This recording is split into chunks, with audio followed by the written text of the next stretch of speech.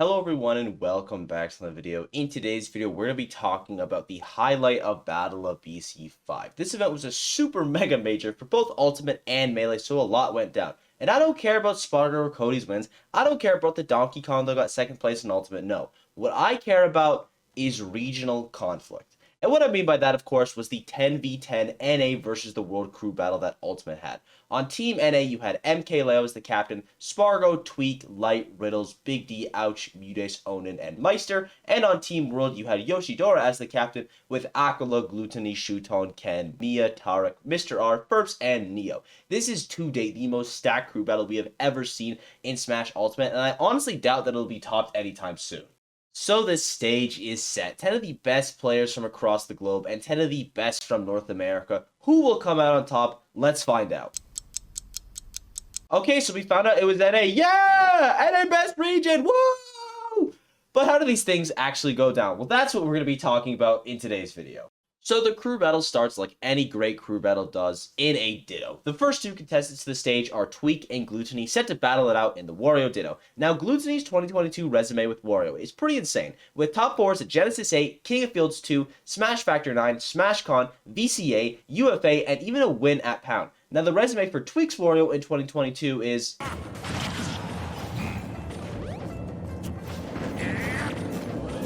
Game sucks. Despite all these hard-hitting stats, the head-to-head between these players in the Ditto actually does favor Tweek. The only time it being played was at Congo Saga, where Tweek was able to take it in a Game 5 set. When the players get into the match, it shockingly goes into Glutonny's favor, though Tweek does take a crucial second stock to ensure that his team doesn't fall too far behind.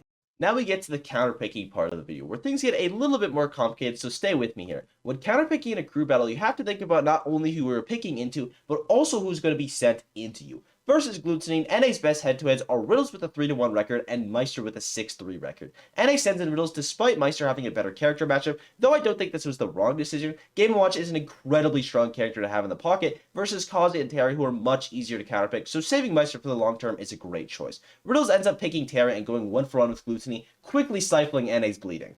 So who does the world end up setting? The best head-to-heads they have versus Riddles are by far Aquila with a 4-1 record and Mia with a 3-1 record. Now the obvious decision is Aquila with his flawless record, but hold on my naive viewer, there's a very good reason you do not send in Aquila. And that reason is of course Spargo. Aquila also playing Steve gives him an incredible matchup spread, and there'll be many opportunities to put him in an advantageous position later on in the crew battle, so saving him for later is a fine choice. As I said earlier for Meister, Game & Watch thrives in a crew battle, and sending in Mia right now is an amazing choice, as his only hard counter matchup-wise are Spargo and Leo, two players you would love to get out of the way. So who does World end up sending? They pick Ferps.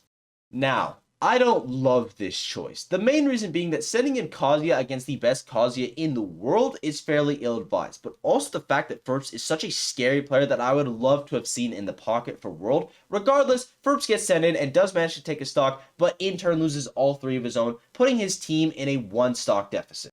After Riddles defeats Ferps, World finally folds and sends in Mia, who swiftly takes Riddles' last stock, like, really swiftly. A 3-stock Mia leaves NA in a tough spot. As while Spargo and Leo are great counterpicks, they are players that you would much rather hold on to for later, especially Spargo for his head-to-head versus Aquila. You definitely don't want to send in Light or Mudes either due to their abysmal matches versus Game & Watch. Though both players have had success versus Game & Watch, both taking sets off Meister, it's far too big of a risk in a crew battle. The only head-to-heads Mia even has versus the remaining NA players are a 2-0 record versus Onin and an 0-2 record versus Spargo, who, as we said earlier, is unfortunately not an option. Now, between Wolf and Ice Climbers probably has a better matchup, so NA ends up sending in Big D. Luminosity Big D, that is, who goes up on stage to play his first matchup under the Luminosity banner. Now, what happens next is explained simply by the phenomenon known as the Sponsor's Curse. Mia defeats Big D in the most photogenic way possible, only losing 1 stock in the process and putting up his team by 2 stock.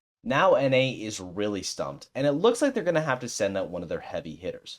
But wait, you may have noticed that when I was recounting players, I left one out. And this was no mistake, as I don't make those, but simply because the matchup would have been a ditto. That last player is of course Meister, and in case you didn't catch on, the ditto is Game & Watch. Now normally I don't advise doing a ditto in a crew battle, as they can come down to essentially a coin flip, but when the other option is wasting one of your heaviest hitters, I take that coin flip every single day of the week.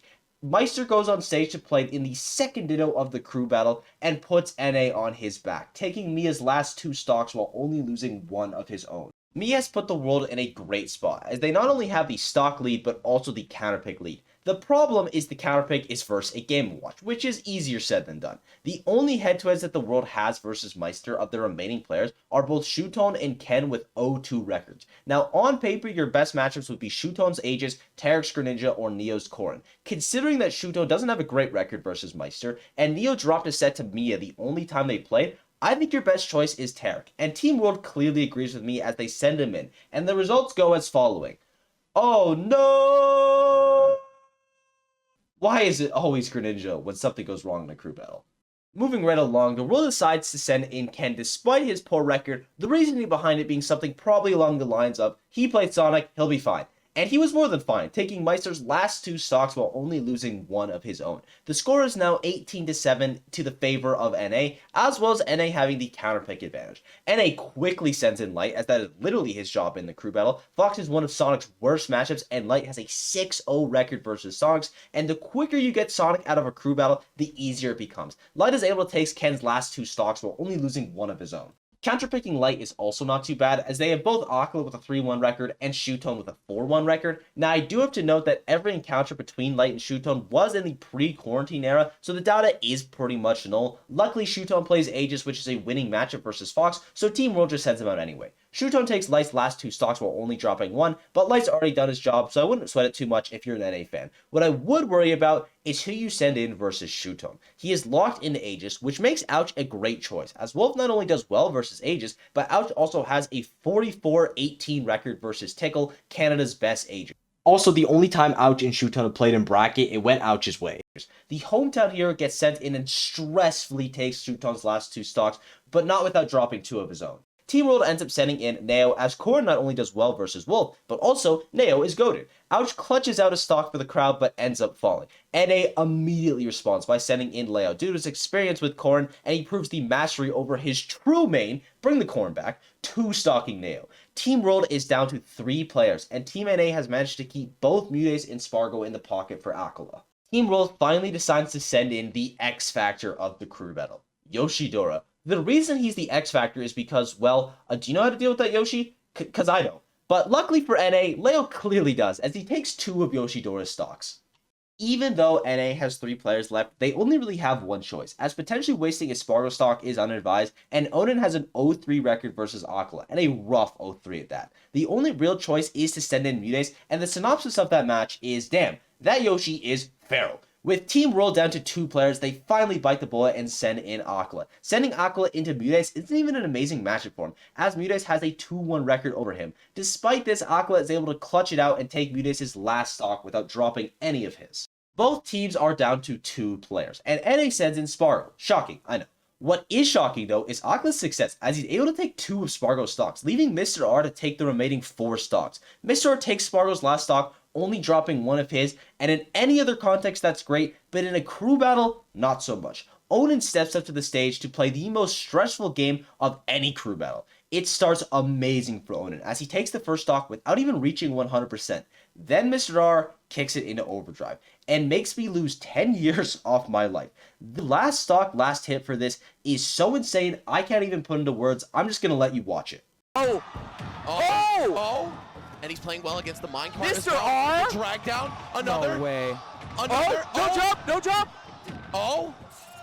Yeah, he's going high, obviously. You're not Oh looking my for god. Oh, that's it. Mr. R bets the globe on an up smash, and Team NA takes the craziest crew battle in Ultimate history. There was ups, there was downs, there's a whole lot of drama, but NA prevails as always, and confirms himself to be, without argument, the best region in Smash Ultimate. And I thank you guys for watching. I hope you enjoyed. Sport has been unreal as of late. And if y'all like these scripted videos, let me know down below. They take a little bit longer to make, but if there's something you enjoy, I'll definitely continue making them. That's all I gotta say. Thank you guys for everything. Be sure to sub, all that yada yada, and I will see you all in the next video. Bye-bye.